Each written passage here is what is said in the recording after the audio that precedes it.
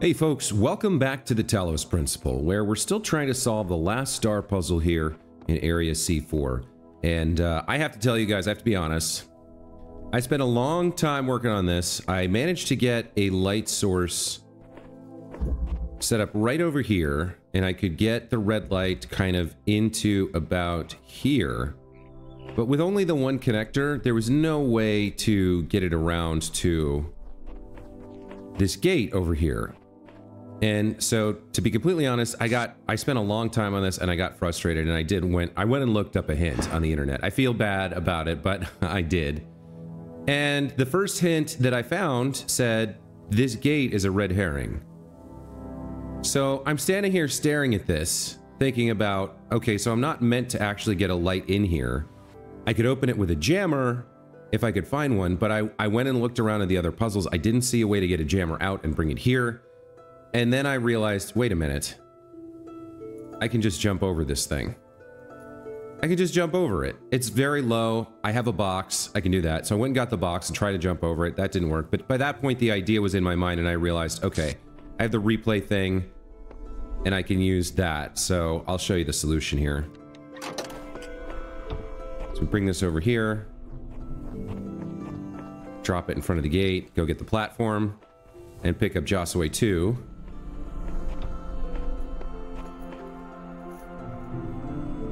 Take Jossaway 2 over here, hop on the box, and Jossaway 2 can just jump over the gate. I got that far, and then I realized, well, hold on, now I need a way to press the button to get into the final star area. And the solution to that is to just bring a copy of the box with me. So he's gonna go over there, he's gonna come back here, pick up the platform, we'll get on, we'll ride over, and then we'll get the star.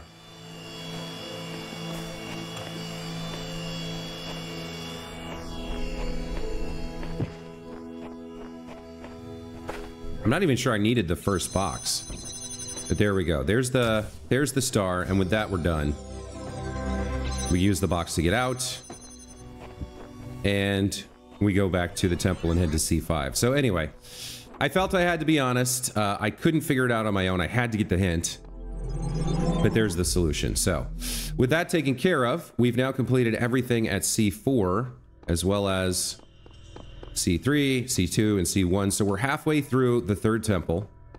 We've got 5, 6, and 7 still to do. Oh, I'm going the wrong way.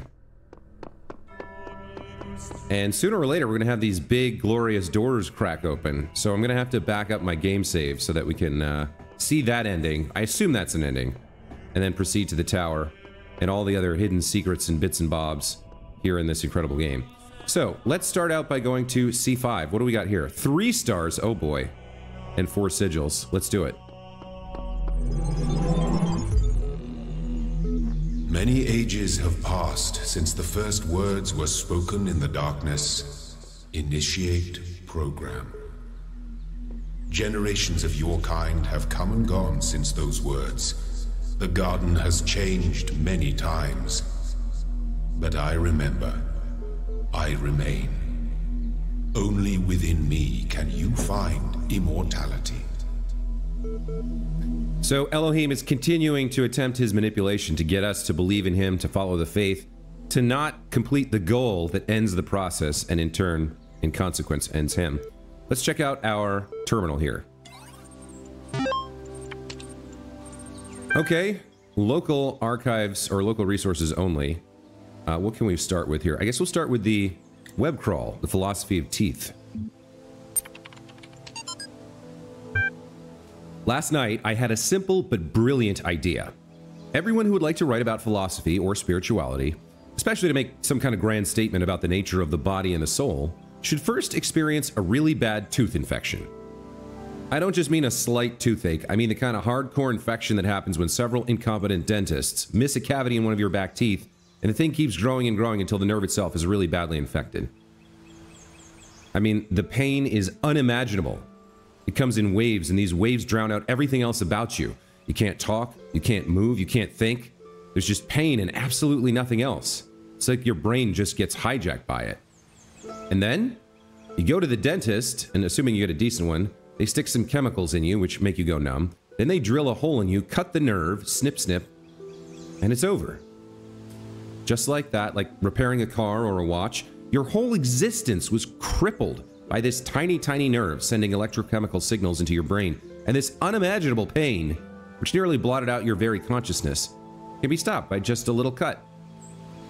We should call this the TOOTHOS principle, but that's incredibly stupid. So this is really interesting to me because it turns out earlier this year, I had a cracked molar and I had to get a root canal. And it was pretty similar to this. It wasn't, the nerve wasn't infected, but the pain was pretty bad. And it did come in waves. It lasted for about 5 days before I got the root canal from when it started. And the 5th day, it was awful. I mean, it was really bad. I was like, I had sort of gotten to the point where I was thinking, when the pain receded, I was thinking to myself, I understand now why people just had their tooth pulled. Like before there was the root canal, before modern dentistry, I can totally imagine someone having this pulled out because it's not something you can just live with. It's not something you can tolerate. But the point of this, right, is talking about how the mind, the consciousness, the philosophy, the meaning, everything about life itself is tied to the body, right? When our body fails, we die, and the patterns of electric signals in our brains stop, and we stop being. We stop thinking and feeling and being anything other than just meat in the ground or burnt to ashes if you're into cremation. But the connection between body and mind is undeniable. It's inevitable. It's unavoidable. And I like this idea. Also, I like the little joke pun at the end, the TOOTHOS principle. But the point of this is the body is so intrinsically linked to the mind, but the body is also material, right? The dentist goes in, they make a little cut, they get rid of the root, the nerve, and all the pain goes away. So you can alter yourself by altering your body. You can alter this thing which was completely governing your thoughts, your feelings, that was drowning out the rest of your consciousness with pain, with like a little mechanical, material world, real cut or snip, whatever. And I do like the idea of the TOOTHOS principle there. Okay, next up we have Progress Report 32 from Nadia Sarabai. So I guess this is before she succumbed to the pandemic or whatever it was. Well, we've gotten to that irritating point where all the major stuff is in place and all we have to deal with are a million little things. The main modules are all functioning and interacting with each other correctly. The process is happening more or less as planned. This could actually worked. But it's still crude as hell. Some of it's just surface stuff, like the random usernames. Some of it's more worrying, various bugs, the fact that we haven't run more expensive tests. We've got a lot of polishing to do. With the team down to half the original size, I'm not sure we can actually finish everything that needs to be done. So what I'd really like to discuss tomorrow morning is a new set of priorities. Please put some thought into what you think must be finished at all costs. Nadia. P.S. Alexandra, get some sleep. I know you're still working. This is your baby. We're going to need your input tomorrow. Yeah, so we've seen progress reports up to the 90s, I think. But half the team was gone by this point. And actually, this explains some of the like visual and audio glitching we've seen, and maybe the problems with Elohim too. They just didn't have time to do everything they wanted to do. You know, they had maybe a year and a half, maybe 2 years, I think. I'm kind of guessing there. But they got as far as they could before they all were claimed by the darkness, and we got to thank them for that. These people who worked and dedicated themselves through the end of time to make this world for us, they're our real creators, and they're the people to whom we owe some kind of fealty rather, some kind of, we owe them, we have a debt to them for our own existence. So whatever we try to make, whatever world we try to build, it has to be at least partially based on gratitude towards those who came before, and an honoring of the principle that we too must build for the future. We too must plan for those who will come after us. All right, let's look at partyondudes.email. From Lubomir Georgiev to whomever. Subject, the LAN party at the end of the universe. Yo. I don't know if you folks noticed, but it's the end of the world. There's nothing we can do about it, so instead of sitting around crying, how about we have some fun before we croak? Yes, you know exactly what I'm talking about. Let's play some video games. It's LAN party time. 2 days from now, we're all getting together at the old school library. There'll be noms, drinks, music, and old school gaming. You're invited, and bring your friends too, especially if they're hot. See you in 3000 BC, lub lub. Yeah, these people had a very positive attitude. It's a remarkable thing, actually, that more of them didn't fall into depression and, I don't know, suicide. I guess some of them maybe did. But, you know, probably by the point that this happened, this is after we had half the team gone a month ago. So, like, they're down to, like, maybe 40%. They're rushing to finish the simulation to get the grand project completed. And Lubomir here's like, you know what? If we're all going to die, let's at least go out on a high note, right? Let's have a LAN party. Let's just try to have as much fun as we can with what little time remains.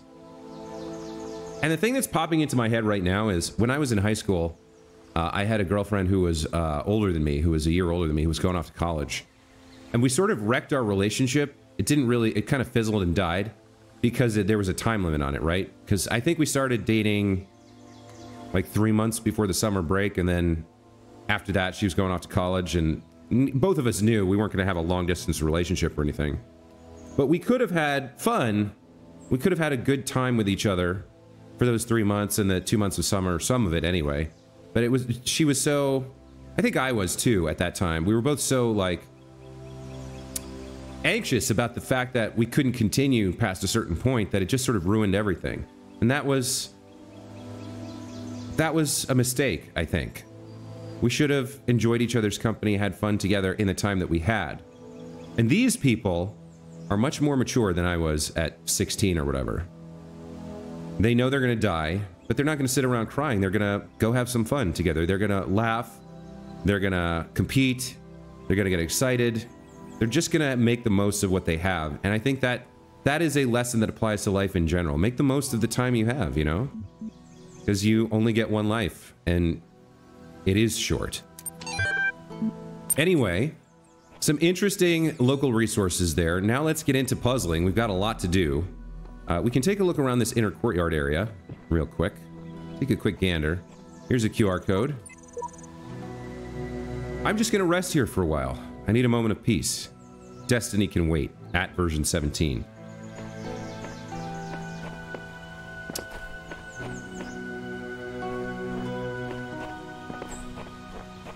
Okay. We have another QR code here. I keep trying to imagine that all of this is designed for some purpose. Not just the challenges, but Elohim, the terminals, the glitches, and all. The puzzle isn't before our eyes, it's behind them. Sheep. Sheep, you are onto it, my friend. You have some insight, you have some wisdom, bro. Good for you. I agree, wholeheartedly. I mean, Alexandra and the archives, if you're reading them closely enough, have let us know what the purpose is, really. We know what the design is. We know what Elohim is for. And possibly the MLA. Okay, here's another archive. Or terminal, rather. 3 more locally cached resources. Let's check these out. One from the Philosophy Archive from 1926. Matter.txt. True, there are certain idealist books, not of a clerical character, but philosophical ones, wherein you can read that time and space are categories of our minds, that they result from the requirements of our thinking, and that nothing actually corresponds to them in reality. But it is difficult to agree with this view. If any idealist philosopher, instead of arriving in time to catch the 9 p.m. train, should turn up 2 minutes late, he would see the tail of the departing train and would be convinced by his own eyes that time and space are inseparable from material reality.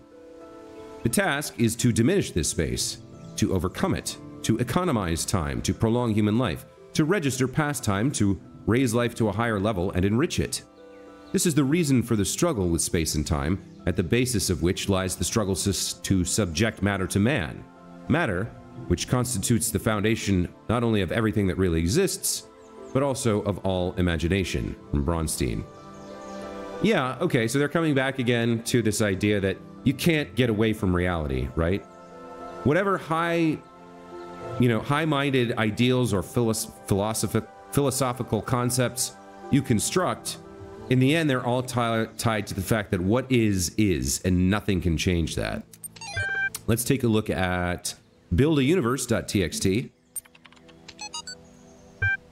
In his remarkable 1978 essay, How to Build a Universe That Doesn't Fall Apart 2 Days Later, Philip K. Dick discusses the two themes that are most central to his work.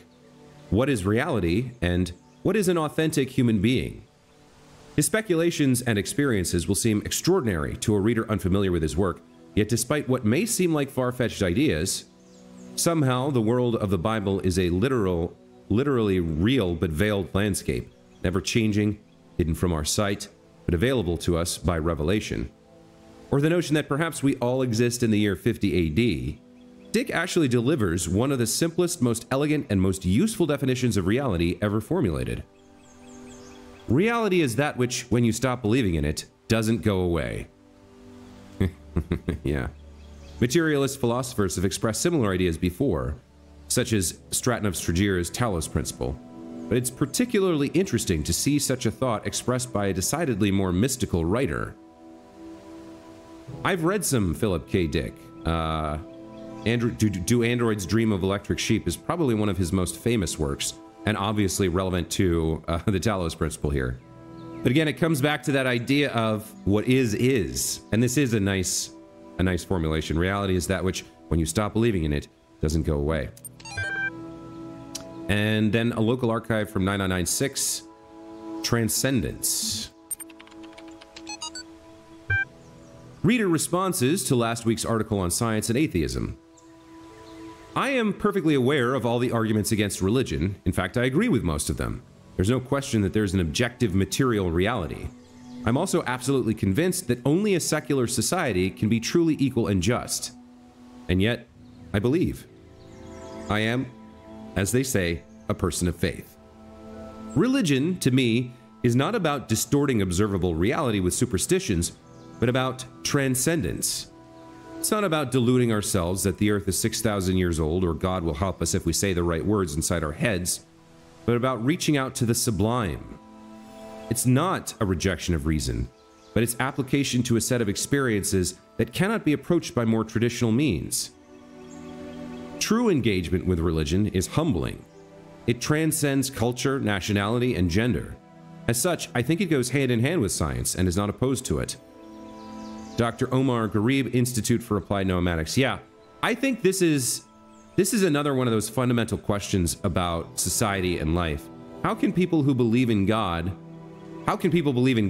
for that matter, when everything about reality suggests that there is no God? There's no afterlife, no mysticism, no magic, no tooth fairy, no Santa Claus, right? But the human mind, as we've discussed earlier in this series, is about contradictions. It's about believing multiple things at once that can't be true at the same time.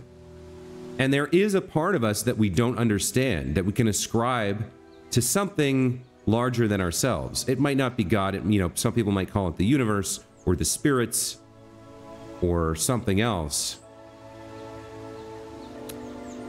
But I do think, like, I don't have faith as a person, as a player, but I can respect people whose faith is honest.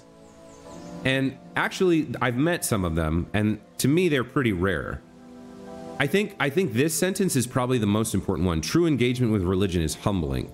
I think far too many of the loud, obnoxious religious types that people like strongly dislike find religion to be empowering, to make them arrogant, to think they're better than everybody else, that they know they have the secret. Everyone who doesn't share their way of thinking is lesser, is beneath them, right? But true engagement with religion is humbling. I really like that statement. If you think of something like Mr. Rogers, someone like Mr. Rogers, that was a true Christian who was humbled by his religion, who believed that the greatness of what he experienced in his faith commanded him to reach out to others, to be kind, to be generous, to be thoughtful, to try to help, to be a helper. Because his engagement with religion, I think, made him understand how vast the greatness of like a greater loving kindness is than the smallness of one person. Anyway, I'm getting probably a little bit off topic here talking about religion, but I think this does tie in, and obviously this is one of our fictional IAN members, and maybe Omar here had something to do with the framing device of Elohim and MLA to help provide the duality, the opposition, the tension in which we find ourselves searching for meaning and attempting to achieve true personhood, to complete the goal and escape the simulation. Man, the texts in this game are so good. They're so well chosen, so well placed. I really, really, really like them. Continuing a quick exploration here. We can see a gate up there for sure. And then we finish up here. We have to go over the middle, but we've gone around the sides. We finish up here with another time capsule from Alexandra. The scale of it all overwhelms me. This is what I tell myself. We can calculate the age of the Earth, the size of the universe, the future of the stars. Sure, we are minuscule, momentary flashes of thought on a grain of sand drifting through the cosmos. But our minds can recreate the past and predict the future. On, say, Friday, 1,000,000 years from now, we'll all be dead. But right now, we know what the night sky will look like on that day. And so, in a way, we're not entirely bound by time. Knowledge is a kind of freedom. Her thoughts. I mean, she is the Saint Alexandra, I guess I would say, in the New World. She's the genius, the last genius who made all this possible. I mean, the others helped, but I think it was her philosophy, her thoughts, her feelings that gave birth to this potential for a future, this last hope. She's the mother of all android kind, I guess, in more ways than one. All right, let's get in and get started on the puzzles here. This first one is called Time Flies. Time Flies. All right. So anytime we have a window, we look through it to see if maybe we can see a light source. There might be a little something over there, but I don't think so. All right. Heading this way. We do see some QR codes. Light gate, blue gate, pressure plate, box, replay. Okay. If a sigil eludes you, simply continue. Success and failure are irrelevant. Samsara. I disagree. If a sigil eludes you, try and try and try and try until you get it. I solved it. I thought it was impossible, so I went away, did other things, and then all of a sudden the solution just came to me. I must have been thinking about it without knowing it. Nephthys, 108 version 99. We haven't met Nephthys before. But maybe his point about... Well, no. Samsara's point is wrong. Success and failure are not relevant. But Nephthys' reply, I greatly appreciate. Just go away and come back and try again later. Alright, so, well, we can start here with this. See what's in here. Looks like it's nothing but the light source. Alright. I'm assuming if we come over here, we can get a connector of some sort somewhere. There's a ladder out. Okay. That may be important.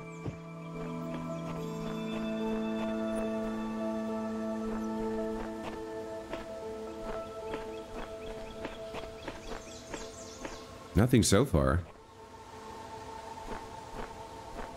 Okay, there we go. There's the connector. Okay, so... if we had the light source, we could get it to here. And if we had a copy of the light source from our pal, we could get it... we couldn't... yeah, it wouldn't be enough to connect that. So we're gonna need something else.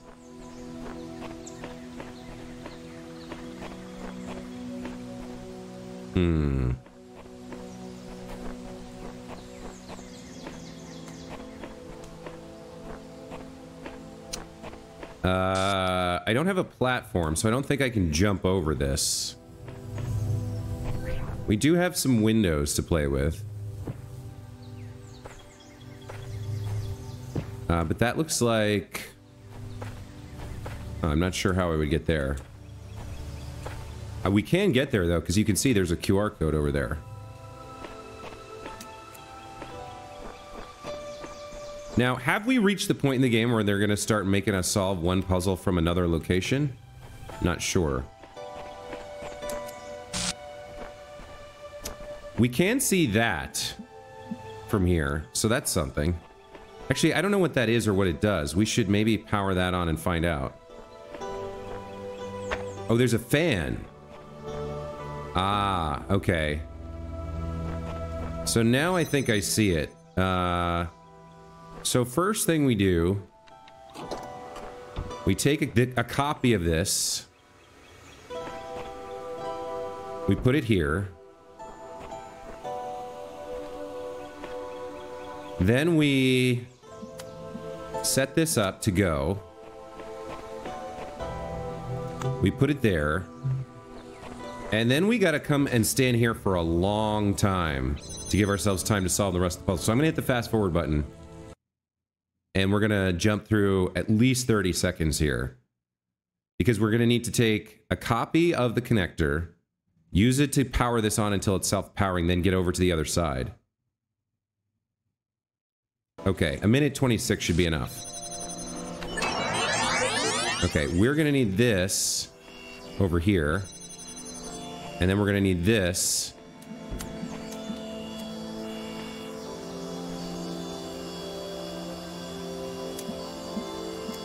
To get this started, right?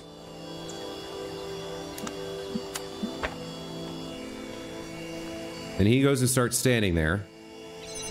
That powers up, then it should be, once it's lifted, self... Oh, the fan's not going? Oh. Well, that's too bad. Alright, I thought I had it, because if that had lifted up, then we would take this over here and go like this, right? We connect to that up in the sky and that there, and we're through. But why isn't it lifting?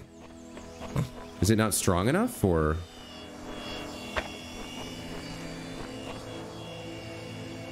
When we had it on...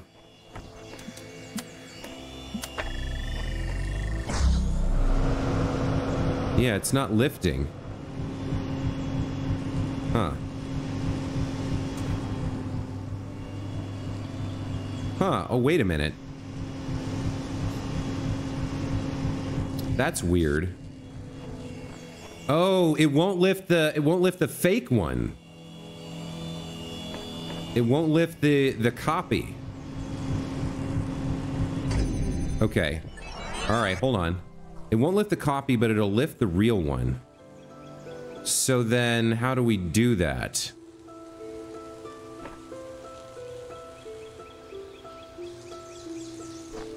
Huh.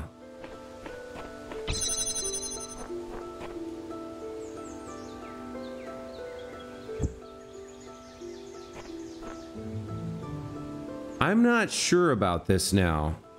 So we need a real one lifted there. Oh, we don't have to do it all in one part, do we? I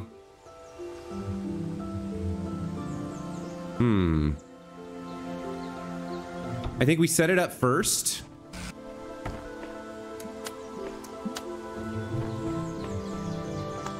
Now we use a copy to power it on. Oh, but we can't connect it to itself. I guess we can do this.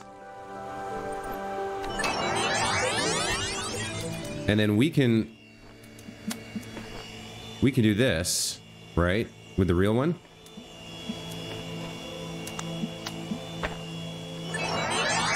Okay, I did it too quickly. So we're gonna set this up. 1, 2, pop it up there. And then stand on the button to open the gate.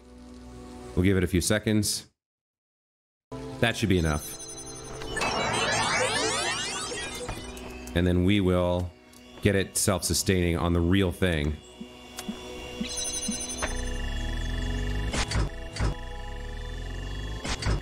Wow. What is going on there? Do we have to take... Huh. What a weird interaction. Okay. So he has to... Okay, now I understand. He has to take away the copy. And then... Alright, so he's going to take away the copy and, like, stick it over here, I guess. For us, for later. No, no, that doesn't work.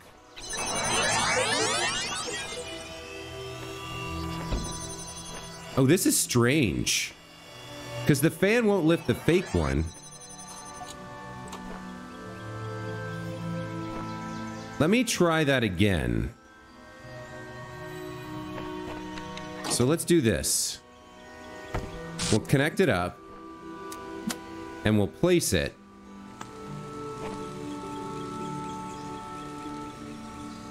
No, hold on. I think I know what we have to do.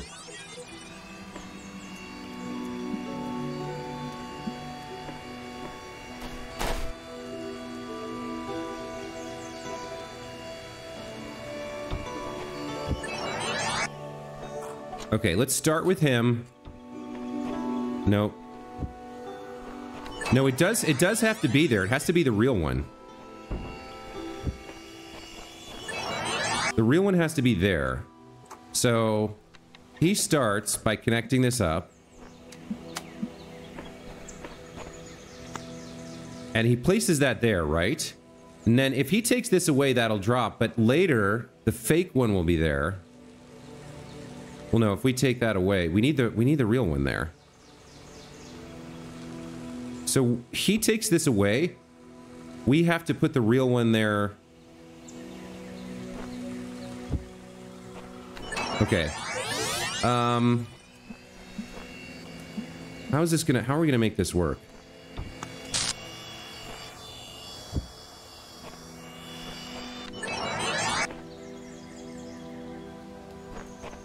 So we start by taking this over here, and we're gonna have to copy that action on our real on the second Josué. We're gonna have to put that over there so that it is there for this to rest on. So we set this up, then we take this away, and we put it here instead, and then we come stand here to open up the light gate, or the light source. So if this works the way I think it will, the thing won't drop, because we're gonna put the real box in the same place. Like that. So he uses the temp to place this.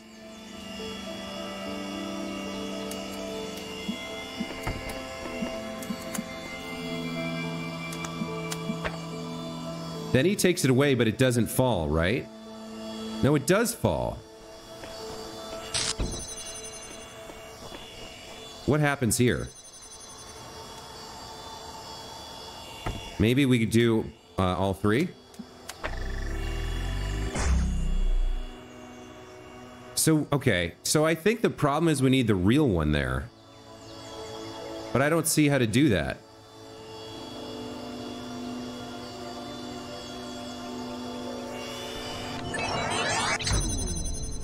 We need the real one to be here.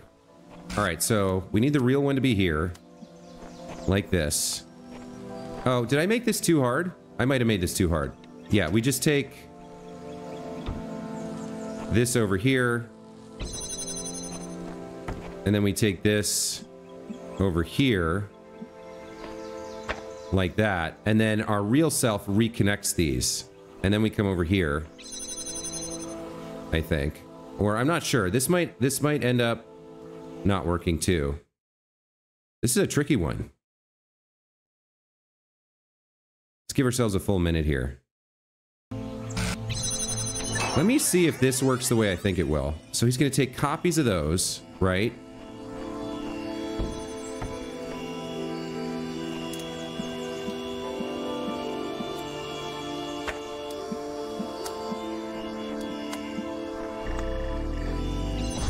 So now we can get that up in the air. And now it's up there. And it would stay up there, except... Oh, I forgot to connect it to that as well.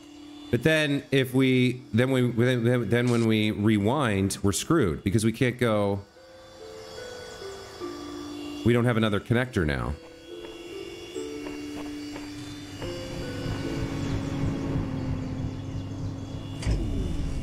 Oh, that's not good.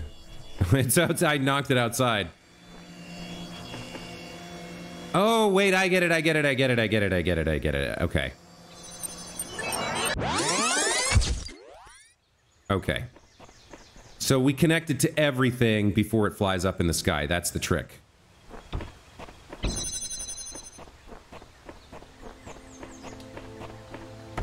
Okay, so one... Oh, no, hold on. Okay, so it's a two-parter. That's what it is. All right. So, we're going to need this here. Step one, our boy comes here and stands here for a while to allow us to do what we have to do.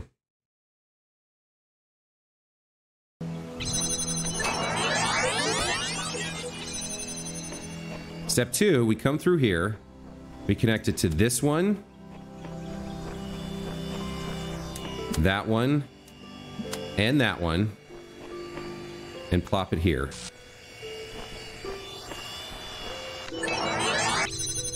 And then step three. Oh, I gotta do it the other way, don't I? Yeah, okay. So we come out here. We set this up so that it will be available. Then we come stand here for, I don't know, 20 seconds. Something like that. And then we come stand over here, making sure we're not blocking the beam. And a few seconds here should be enough. Okay. So you come take your copy and get started on that.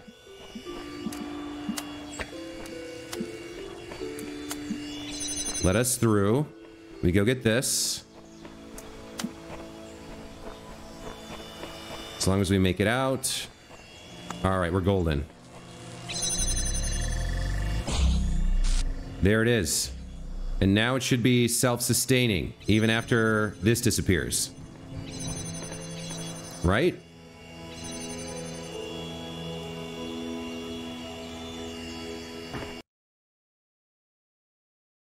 Yeah, there we go. Okay, so the last thing to do is to let ourselves through and go collect the piece.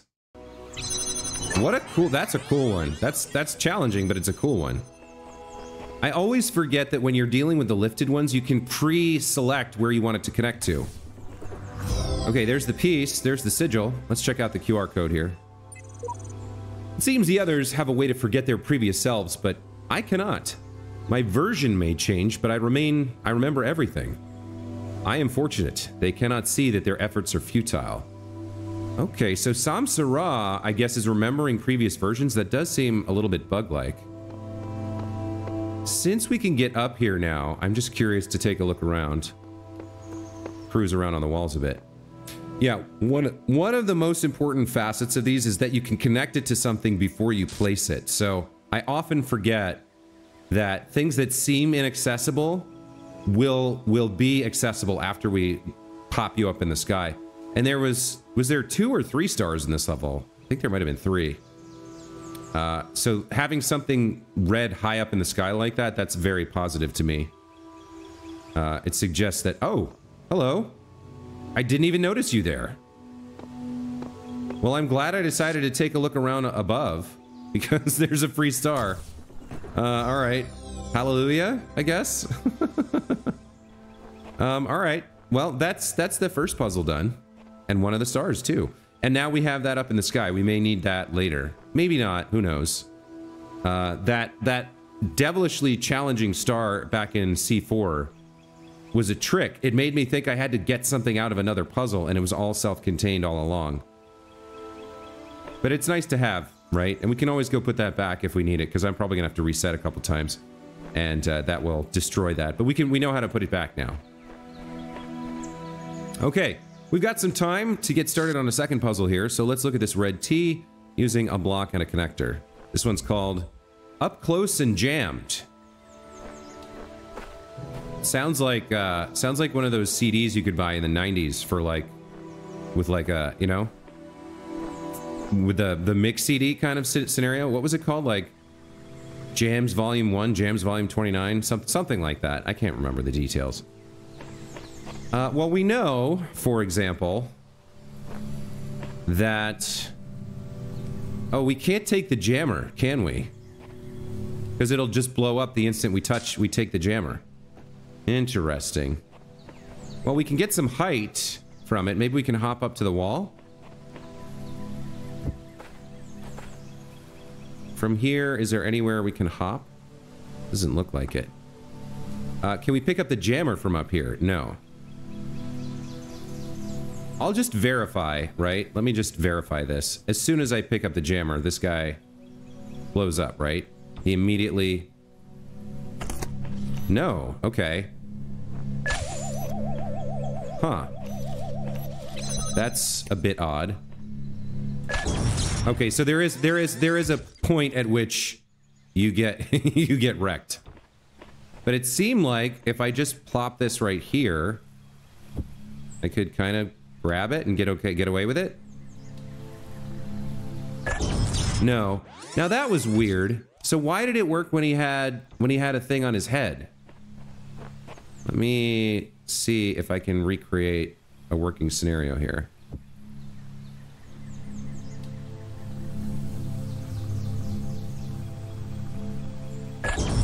Huh. Super weird. So if I put one on his head, was it just dumb luck, or is there something about having it on his head, like he can't see, or he can't, maybe he can't open his little face quick enough? Okay, now I don't know what's going on. How did we get the jammer? Was I standing on the block or something? Is it like a if he can't see me kind of a deal? How did I do it the first time? What? Was it just like a weird bug, or... It was kind of at an angle, wasn't it? It was like that. And then I... Alright, I don't know how I did it, but okay. Did I somehow block his vision of me or his knowledge of me in some way?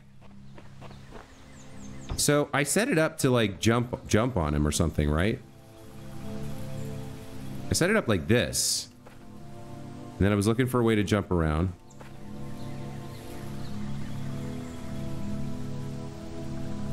And then I kind of like sneaked up and took the jammer. But I remember it was like sort of between us. Okay. Okay, so if it's directly between me and him, it seems like maybe he can't see me. All right, let's get through here and see what else is in here. I don't quite understand what happened there. All right, so here we have a connector. Interesting. I think we can ride this guy. What else do we have? We got a blue light gate and another connector here. What are the connectors for? Why aren't you blowing up that? Why aren't you blowing that thing up? Shouldn't you be going straight up to it and blowing it up? Oh, you're not patrolling far enough, huh? We've got a fan over there. There's a light source. So we got lots of problems. We can't get the jammer through here at the moment because we need to keep the door open. We've got this big open courtyard and two connectors. But we can't get to the light source. There's the piece. So if we could get the jammer through, we wouldn't... Let me stop and speak slowly. If we could get the jammer through, we wouldn't have any problems. So I doubt we're supposed to get the jammer through, but I don't see what we do with the connectors. We have two of them, but no real light source.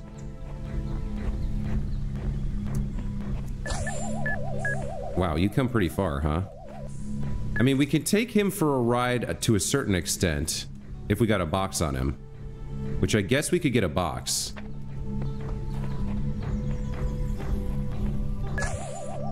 If I jump on this, does he blow up? Yeah, he does. Weird. The interactions here are very odd.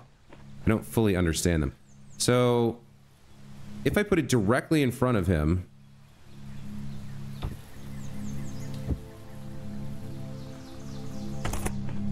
That's odd. That's very strange to me.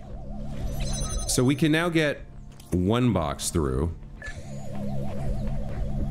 And I suppose technically now we can get the other box as well. Because we can freeze him and move this, right? Oh, here we go. This might be a thing. This might be a thing. We might want to go... I'm not sure if we want that other box. You're annoying. Why don't you go back the other way? Thank you. Can we jump over here? No. How far does he come? He comes to there.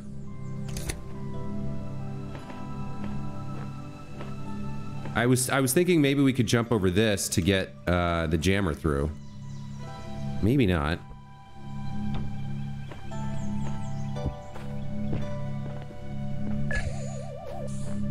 Can't jump there. Could we jump from on top of him to this, maybe? If we had the other box on his head? We can't get up there. But does he come close enough? Yeah, he stops right about there. I don't think we could make the jump. Maybe. And then get up on there. Oh, I do see something over there. Hold on. There's a terminal back there. Oh, we probably already read that because it's not beeping at us. Huh. Well, let's get this box through. We've got 2 boxes now. I don't know what they're for or how we use them, but we have them. All right, well, folks, we've run out of time for this episode because I read a lot of lore and then we solved that one puzzle, but I'm going to take a break here. When we come back, we'll continue playing around with puzzle number 2 here and try to solve more puzzles here in C5, get some stars, make progress, get some sigil pieces. I noticed we're not really collecting anything anymore. Like, I don't see the pouches in the upper left. Actually, where are the pouches? Didn't we have a bunch of stuff? Did I turn off my HUD somehow? But this one's going to take some work, so we'll be back next time to work on it. Until then, as always, thank you guys so much for watching, and we'll see you then. Take care.